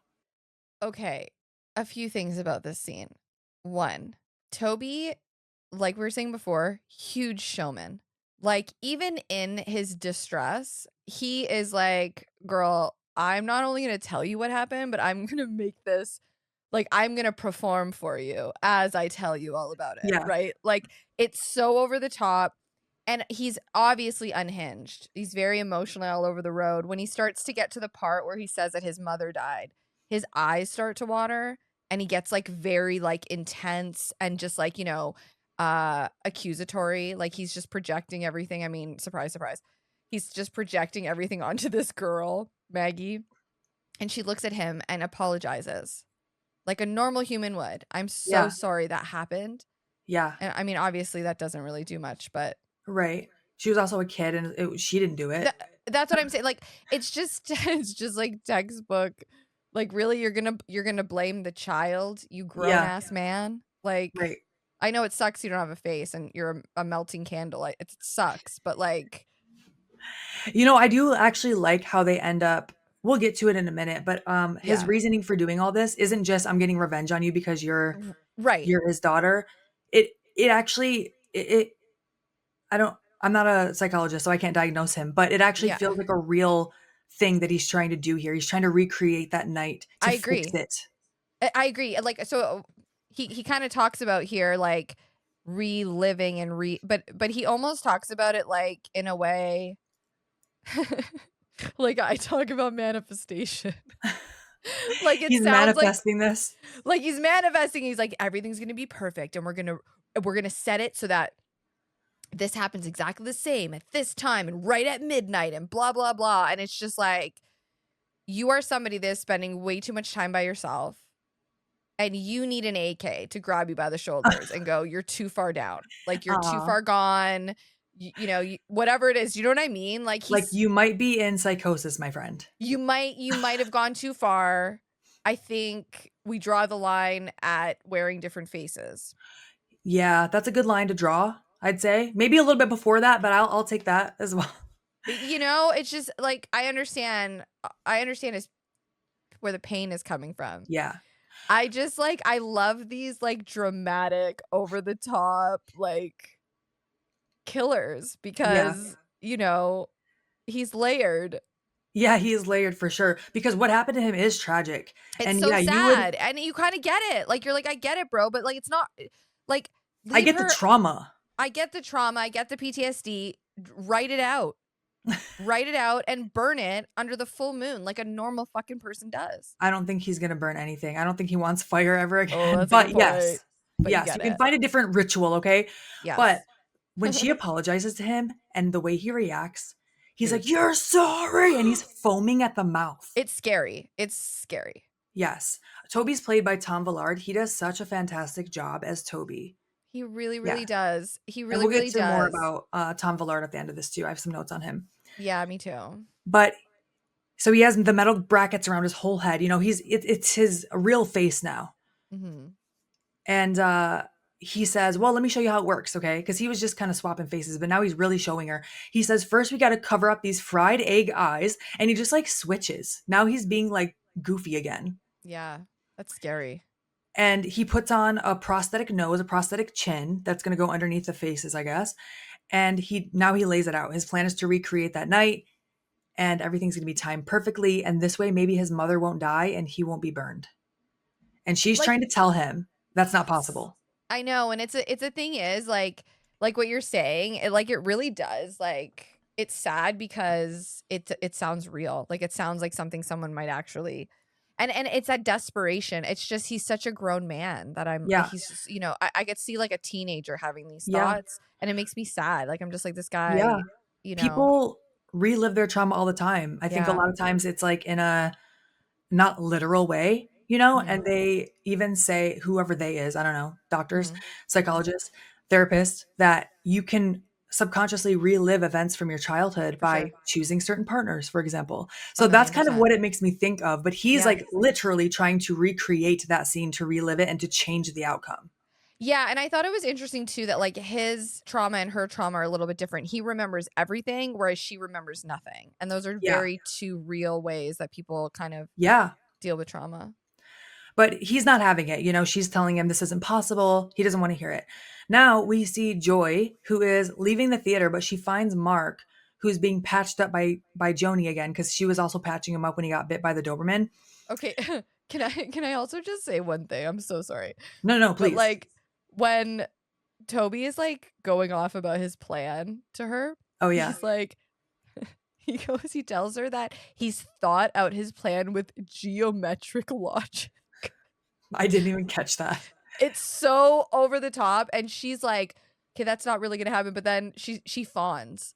She goes like, oh, you know what? Yeah, maybe it will. Maybe it will. I just want to point it out because she's such a survivor. Like Yeah, she because what finds else are you ways. gonna yeah, What are what you are you gonna gonna say? do? Exactly. Sorry, I know I circled back there, but No, you never have to apologize, okay? okay. This is Yes. our podcast together. So yeah, Joni is patching up Mark. Crystal is also there. Crystal is who that's Kelly Jo Minter's character that I mentioned earlier. Mhm. Joy walks up. She's such a little bitch. Crystal is I forget what Crystal even says to her, but Joy tells Crystal, "Why don't you shut your little mouth, you little slut?" I wrote that down too. I was like, oh my God, you little slut. It's wild. What? That's crazy. And then she tells Mark that she saw Maggie and Toby going at it hot and heavy, and they're going to his house right now. Ugh. Like, Joy is really bored at this fucking theater right now. Like, what are Oh you yeah, doing? for sure. Just bored, isn't getting the attention she wants. And then Mark is telling her, like, bullshit. Joy goes to slap him. I'm like, what is your problem, Insane. girl? Insane. He stops her, and at that moment, that giant dude comes out of the theater, still with his stench guard on his nose, and he's like, "You got a problem?" Because his nose is pinched. And Joy tells him, "He hit me, kick his ass." Like, she is the fucking worst. Horrible. And then Crystal gets in between the giant dude and Mark, and the giant dude says that he doesn't hit chicks. And Crystal's like, "You swear?" And he says, "Yes." And she's like, "That's all I needed to hear." And then decks him in the face. Yes. Yes, girl. And then Joy is like, "You bitch." And then Crystal basically puts her in a hammerlock and throws her out the door. It's pretty awesome. Why do I have this girl's name as Cheryl the whole time in my notes? It is Cheryl. Wait, did I say Crystal? You've been saying Crystal. Is that her shoot name? No, it's Kelly. Oh, yeah, her name is Who's Cheryl. Crystal? Her name is Cheryl. You know what? I know that I wrote Cheryl earlier in the notes. I think I just saw a C and an L and I was like, Crystal. Sorry, You know I've what? done I that knew who you were before talking too. about the whole time. I knew who you were talking about, but I was also like, wait Sorry, a second, did I get it wrong? Because Cheryl. the You already reason know I'm I got it wrong. asking, dude, How many? I have the names in this in my notes are so all over the place. Like I kept messing up Cheryl and Yvette. I don't know what Yvette's name is. Joni. Joni. I didn't know who. I was like, I don't know who these people are, but anyway, their That's so funny. names. You already know I'm the one that got it wrong. Like, how many times does my autocorrect fuck me over? I don't know if this is autocorrect or not, or if I just saw a C and went, "Yep, Crystal." But yes, Cheryl puts Joy in a hammerlock, throws her out the door. Joni is like opening the door for her, and then Cheryl kicks giant dude in the ass, and he goes running out the door too. Yep, that's great. I loved it. And Mark wants to know where Toby lives, and Cheryl's like, "Do you really believe that dumb bitch?" I love that too. And then I Joni like the recites, girls were very like real. Like as yes, soon as they were like, "What, you really think that she's there?" Like, come on. Like I thought the yeah, dialogue was great. Mhm. but apparently he does. And then Joni recites Toby's exact address because apparently she has a huge crush on him. So I'm like, Yes. a little bit of a stalker vibe, but you know, Oh my God, she like admits to him. She also admits to Toby not knowing it's Toby because he looks like someone else, yeah, that she's later in in the love movie, with him. yeah, Yeah. I And he really does like that not part. handle that well, man. It's so funny. He's I like, really like that part. yeah, I like that part too. Okay, sorry, we'll get there. So back in his lair, I guess, Toby reveals that he has Suzanne. He shows Suzanne to Maggie. She is alive and she is in a full body cast Hmm. with gun in hand pointed up Hmm. like her finger is on the trigger, she just can't move it. Hmm. Why is she in a body cast? Just so she can't move? Yeah. He's like Oh yeah, holding and I her. guess he's using the props they have for the theater, right? Yeah, It just exactly. seems so I was Yes. like, what the fuck is going on? So Toby says there's a half hour to midnight. He still has some time to kill. I know he thinks he's really funny. We also find out here too that Lanyard was giving Maggie acid and it comes out so casually. I was like, whoa, what? How the fuck did I miss that line? I went, pardon me? I What? missed that line. I did too. In my notes, I go, okay, I definitely missed that. I went, holy shit. Holy shit. And they're You like, know? plead with him. Like Yes. Suzanne and Maggie, they're trying to plead with him, but he's acting very juvenile. Like there's this sort of jovial kind of, I don't know, like, you know what I mean? Like he just seemed like a Yeah. teenager He's goofy. He almost. starts getting He's goofy randomly. goofy. Yeah, he's like goofy and just over the top. Yeah. And then he's He's like, I need to go put on another costume and kill some more people. yeah. So now we cut to Joni meeting up with Leon. That was who was her patient earlier in the cage. Mm. And he has like this big white wig on that's like spiky and like a some type of lab coat or maybe what's it called? Yeah, like looks like a This mad scientist.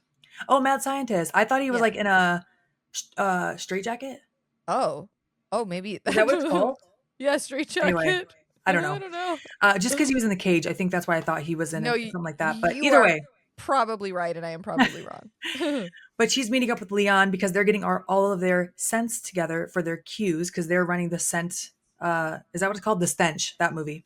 Yeah. Leon has to go to the bathroom. So he's at the urinal, and Yo, Toby walks up next to him at the urinal looking exactly like him. Same wig, dude. same face, same Dude, outfit. dude, is this not fucking scary? Like This is him, where imagine going, like, first of all, I can't imagine how boys just pee out in the open like that. Like, weird. One of my biggest fears is sitting in like a, what is it called? Stall and someone peering over the top. It's like a legit fear I've had since I was a little kid. But anyways, like he's going pee. A man walks up looking exactly like him with his face and starts peeing see, in the urinal next to him and then just turns his whole fucking body and starts peeing on Leon's leg, I dude. love that part. I loved it. I No, imagine being Leon.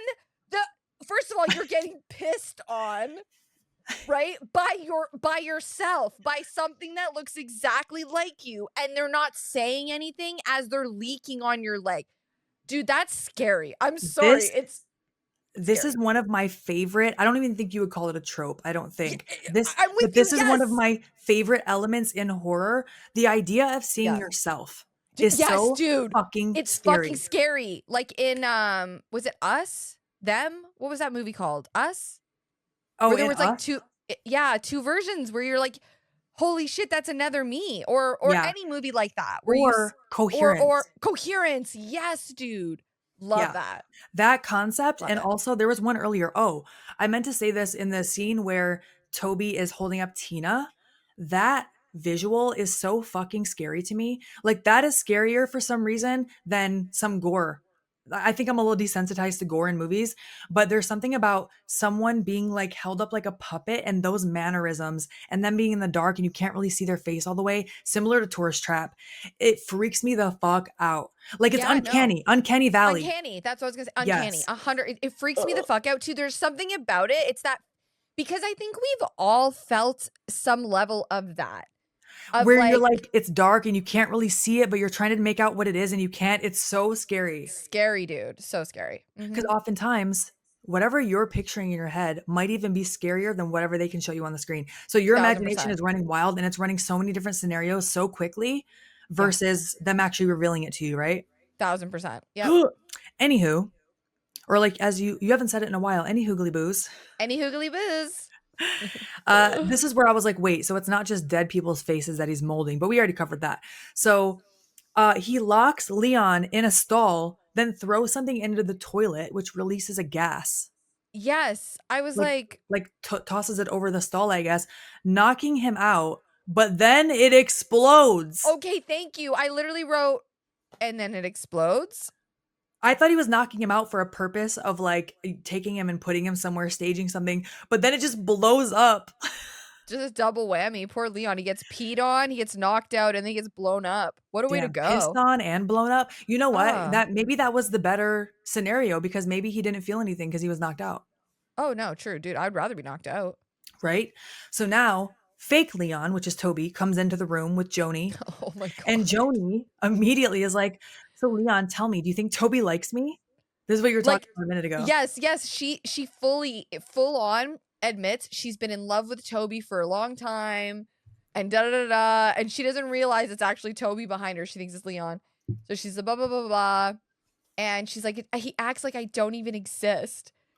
This sends Toby into orbit. Okay. He gets all flustered. She's like, okay, like, men, what the fuck? You know, it's like, because he Oh my just, gosh. Yes. His back is to her. Also, he peels Leon's face off in this moment and is like he almost looks touched for a minute. he Like is, because he wasn't expecting that somebody liked. Okay. Okay. like So someone this can is, love me. dude, this is what I'm writing in my notes. Okay. Like, like, he doesn't think he's ever going to be loved. He's going to like blah, blah, blah, blah. And meanwhile, this girl is like, no, I'm actually like in love with you and blah, blah, blah. Well, not directly to him, whatever. Like, I guarantee he's like, God damn it, that was not part of the plan. Somebody likes me, somebody loves me. What? Like, Yes. maybe I shouldn't have gone, maybe I didn't have to take it this far. It's like, no, you didn't. You didn't have to Yeah. take it this far. You Yeah. did not. Like you were Like, putting all these limitations on yourself. Yes, you have some yes, real fucked up trauma for real, but meanwhile, this girl's madly in love with you for who you are. I know. And it's like, yeah, because people can love you for who you are, even if you don't love yourself, you Right. jackass. Yeah. Oh my God. He And was so not he takes expecting a that moment. confession. Yeah. He takes a moment and then he's like, "Look, I got my own problems. Leave me alone, okay?" And then runs out of the room. Like, it's such a comic sell. Like, it's just, Yes. And then Joni, she goes, "Men." She looks up to the sky and says, "Admit it, you fucked up." Like to God. I love it. How many times? I was How dying. many times? So now Toby, oh, I also wonder that is he didn't kill her. I wonder if he was going to kill her and that's why he didn't. Because he got so flustered and ran out of the room. Yeah, yeah, Because he yeah, was killing yeah. Well, I everyone mean, else. fuck. She just said she loved him. I mean, maybe that he's like, well, I'll spare you. He's Yeah, too I think he just flustered. got so He's flustered. confuzzled that he ran Yeah, out and was like, "All right, I'm not dealing with this right now." yeah. So maybe that saved her life. But Toby is now back in the room with Maggie. He's Oh. trashing the place. He also gets changed here, and he looks very dapper. He puts on a suit. He has a suit on, but he is crashing out. He's like, "Don't talk to me about love. I gotta make a movie here." He's losing it, okay? Because yeah, this is not the plan. This is not his plan. So now back with Joni, she's putting the stank smells into the theater. This does not look fun to me. Like No, this part, I'd be no. like, you know what? Yeah, save this one for last because I'm gonna watch the first two movies and then I'm gonna head And I'm out. out. Yeah. Yeah. So she's doing that part. People are like, ew, it stinks. I don't know. That just whatever. Toby is now in his tux. He's dancing around with Suzanne in the body cast, like rolling her body cast around. It's wild. And he says, "I'm so glad I cast you in this part," because he's just so punny. And then Mark gets to Toby's house. I also forgot this was even happening at this point. Yeah. So did I, right? That so while this was all going on, Mark, remember, thinks that Maggie is at Toby's house with him. So Yeah. he's like, I'm going to confront them. So he ends up going to Toby's house, but when he knocks on the door, it's like another dude there. This I like think it's his older gentleman. landlord. It's his landlord, roommate, whatever, owns the property, right? He lets him inside. And they kind of have a discussion here, but it's mostly just the landlord bitching about how Toby is a lunatic, that he should have thrown him out 6 months ago. He's always yelling and screaming. And he kind of like keeps ranting in the background as Mark is looking around and he's seeing like newspaper clippings. I mean, there's a newspaper clipping that is framed on the wall. Like, I don't know if I would want to put that on my wall. No, but it's such like killer lore, right? Like, Yeah, yeah, this yeah. is what Like, happened to Lanyard. yeah, there's like all this like stuff on the walls and blah blah blah, and like there's definitely like a murder board, you know what I mean? Yeah. And the landlord just keeps like yapping, but he does say that he has things, that Toby has things in the bathtub that look like human skulls and body parts. And Yes. then he goes on to say, well, you know, he's probably like a modern day Jack the Ripper.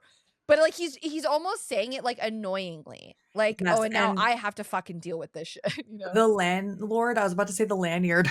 The landlord was my favorite part of the scene because I he thought he was just was great. yapping the whole time and Oh, it was so the whole funny. time.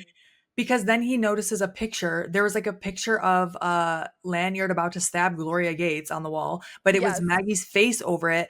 And then Mark removes that like little stick-on face, and then the landlord, I keep wanting to say Lanyard, The landlord goes, "Oh, that's Gloria Gates. I was in a few pictures with her. Are you a director? Hey, are you a director? I have a resume." I was dying. Dude, he immediately starts pitching himself like Yeah, what an actor. Like immediately he's like, "Oh, wait a second. Are you part of the pictures? Like yeah. I'm an actor too." Like it was great. Cracked Yeah, me he's up. like, "Wanna go to lunch?" But Mark is, like, out the door, okay? So this Yeah. is Mark realizing, "Oh my gosh, everything that Maggie was telling me was true, except it's Toby." Okay? Yeah. Now back at the theater, Toby has switched the stench over to Possessor. He's now playing Possessor. The, audience immediately starts booing and throwing popcorn at the projection booth, actually, because they know where it's coming from. Crystal and Joni start going up to the booth to see what's going on because, mind you, they have no Cheryl. idea. Cheryl. Damn it, I wrote Crystal for the rest of my notes probably, motherfucker. It's okay. I'm gonna take it. I'm gonna take it, guys. Her name is Crystal now, all right? No, Let's her make it name is easy on Cheryl. me. You can Yeah. keep correcting me, okay? I wanna get it right. But yeah, I sure as shit wrote Crystal for the rest of these notes. Fuck, What the that's hell? Anyway, funny. Yeah. Cheryl and Joni have no idea that anyone has been killed. They don't know what's happening. They don't even know Maggie didn't even drop the lore on them. So they're like, let's go up to the projection booth and see what's going on. Mhm. Toby, with his real face out now, by the way, because everyone is dressed up, all the audience has masks on. He's walking like, oh, no, wait, he's behind the stage still. He's putting Yeah. Maggie in a costume. Like He a calls it dress an that Iron Maiden. the dress is like he's putting her in a dress, but the dress is like plaster. So basically she's stuck inside a dress that doesn't Yeah. move. He calls it an Iron Maiden, but it's like an Iron Maiden torture device, but without the spikes, basically. Yeah, she's trapped in there. Yeah, yeah, And exactly. Mark is now trying to break back into the theater. He has to like scale the whole building, okay? It all looks very Phantom of the Opera here with Yes. Toby and Maggie. He's dancing with her. Yeah, it's all really weird. And he's also like setting it up so that like he brings out the knife, the sword, the Yeah. squiggly sword, that at the same time that Lanyard has it on the screen, and he's kind of lining up in unison with the movie. At one Yes. point at one point he stabs down, but he's not stabbing anything. He's just like Right. coming down, right? Yeah, it's just when Lanyard was stabbing Gloria in the movie. Also, Yeah. that's playing to the audience, so they're seeing a person actually get killed in real life. They don't realize it though, I think. They don't realize it. Yeah, it's basically a snuff film, basically, Yeah. right? Ugh. Yeah, and at that very moment, uh, Gates Gates in the movie turns to kill young Sarah, and then Mhm. the movie stops because that's where he would have been shot. And then Right. the screen raises in the theater, and the audience now can see Toby and Maggie on the stage. Because remember, it was also an actual theater for plays back in the day. And Toby, like I mentioned, his real face is out. No one thinks anything of it because everyone's in costumes. And he asked the audience if he should spare the maiden or kill her. Like, This that's what also I'm reminds saying. me, He's such a showman. Like, yes, look at him. He's so pumped to be putting on a show right now. He loves it. this also reminds me of a William Castle gimmick for Mr. Sardonicus, 1961. He did a punishment poll where audience members used glow in the dark cards to vote whether the villain lived or died, Oh, which is that's wild. neat. That's really cool. Especially I back love then to that. do that. I'm like, Yeah. well, I imagine they always voted for him to die, but I don't Yeah. know. I don't know. That's neat though. I love that. But of course, the audience, they're like, kill her. They've been Oh, they're doing it all so into night. it. They are Yeah. so into this, dude. They're so into it, they think it's just a show. Yeah. When the Amazing Electrical Man or whatever was playing, they're like, fry him, fry him. Like they're just having fun with the movie because they think it's fictional. Yeah, exactly, exactly. They're all just, yeah, they're like, they're having a good time. But now we're counting down to midnight. Okay. Toby is counting it down. Maggie looks very uncomfortable in that hard ass dress she's standing in. Like, And she's about to get stabbed. even like the actress, though, like, it just doesn't look like a comfortable position. Um, Mark cries out for her as Toby holds the sword over her. It's all very, very intense. But Yeah, it's then the our last boy 10. Mark, Oh, sorry. what? Go ahead. I was going to say it's the last 10 seconds they're counting down, okay? Yeah, this is a lot of tension buildup, right? But our boy Mark takes a page out of HBK's playbook here, straps himself to the mosquito's cord, basically, that he was like swinging on, and he swings his ass all the way down to the stage. Isn't that not exciting? I was like, Oh, yeah. He like okay. zip lines down that shit. I went, Mark, all right, you're good in my book now. I mean, he crashes, things Yeah. explode and shit, but Yeah. he attempts to save the day, and Toby is pissed. He is super pissed and he oversells the whole thing and is like yelling and he's yelling that they're ruining it. And he's like, no, like he's just like this huge deal. And Yeah, then what happens, AK? Toby like flies into the mosquito and it sends it like sparking and it starts moving.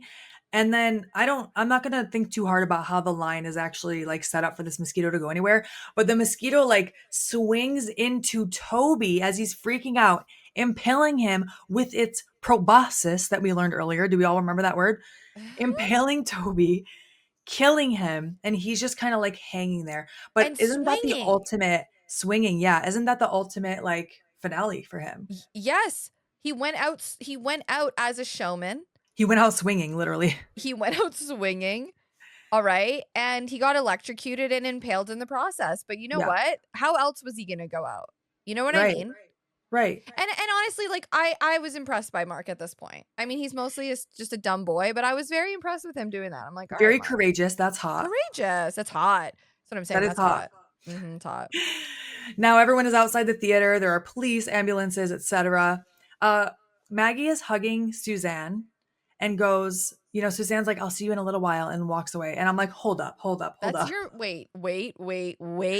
You just found out that I'm actually Wait. your aunt and you uncovered all of your childhood trauma and had to watch your mother get murdered on screen and almost got murdered in front of a bloodthirsty audience. Yeah, I'm not just going to say I'll see you at home. What? Like, all right, I'll see you later, sweetie. You also got Oh, kidnapped and were held in this room in a body home? cast for like a day What at do you least. mean? Home? Are you fucking kidding me? I know, I agree with you. I was like, what? It was way too casual. It Also, was like, way too she casual. would probably need medical attention. How long was she in a body cast? Do you know what this is? This reminds me of the end of Night of the Creeps. Like, even Mark and Maggie here, Maggie's like, you looked like Indiana Jones. And no lie, he fucking did. Okay, it was hot. But like the whole thing sort of ended like he was like, she's like, I'm already thinking of my next movie. And he's like, why don't we try making it a comedy? And they all like, and then they kind of laugh. And she asks him to hold her. And he Would you hold does. me? Would you hold me? And then he does. The end. And that's it. I wrote, look, I love this movie. Okay, it's so fun. Me too. I love But it I too. did write. I was like, okay, that was kind of lame, but okay. I I said the did same feel like thing. it fell a little flat at that very ending, right? Night of the Creeps vibes. Like, just okay, well, let's wrap it up. I loved the ending credits with the actors, like actually seeing the actors. I always love that. I love that in Scream too. And I loved that Cheryl and Joni survived. I was rooting for them, so I was really Yeah, happy that they made it. me too. So yeah, Yeah. that is popcorn, and we already discussed. I mean, there's that part, and then also we discussed. My first note was, here's my biggest thing: where the fuck did the supernatural come in? Yeah, it's I don't know. I mean, I'm sure we could go down another rabbit hole there, but I feel like you might be right. Maybe I they think we had. covered it. Yeah, I think so too. I have a couple of like random things Yeah, here. So, Lanyard Gates was very loosely inspired by Brazilian filmmaker Jose Mojica Marins. Does mostly horror films. Thought that was kind of interesting. yeah, And then Alan Ormsby wrote a book in 1975. He was the original director because he did special effects makeup artistry and stuff, okay? He wrote a book in 1975 titled Movie Monsters, and it's a how-to guide for doing monster makeup and shit at home. And I'm pretty sure you could have ordered it through Scholastic at one point, like back in the day. yeah.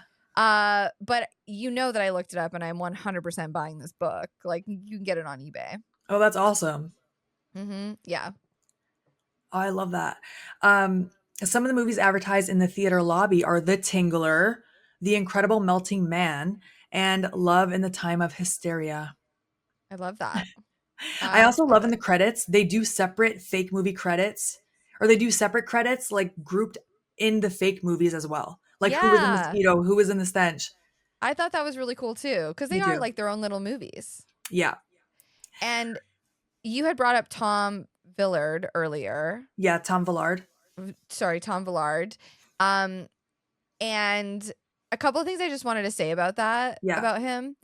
The cast all talk so highly of him that he Yes. was a sweetheart, a great guy, a great sport about being sitting in the makeup chair for like 5 or 6, 7 hours, however long it was. Mhm. Um, and that he was really good about even just being super uncomfortable with those contacts. And Mark Herrera has said a lot of really nice things about him in general, Yeah. and working with him. Yeah. He was in My Girl. He was in The Golden Girls, Frasier, Star Trek, so much more.